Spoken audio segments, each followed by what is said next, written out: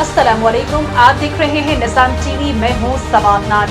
Share करते हैं एक अहम खबर।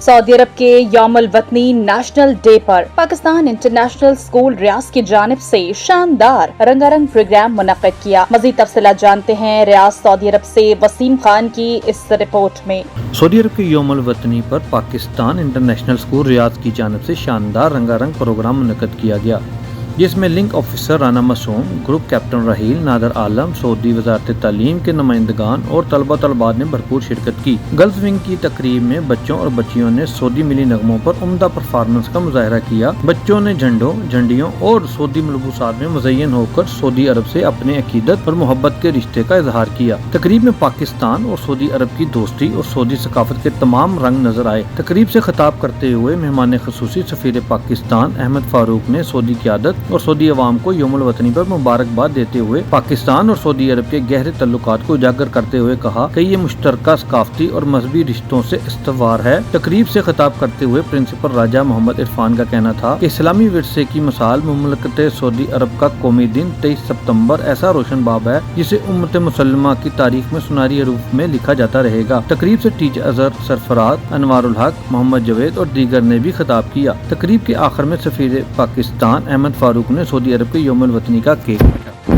राबिया वेलफेयर अस्पताल, इलाज और मुआलजे की भरोसा मंद जगह, जहां डॉक्टर्स अपनी खिदमात बेहतरीन तरीके से अंजाम दे रहे हैं। यहाँ हर बीमारी की तशखीस की जाती है।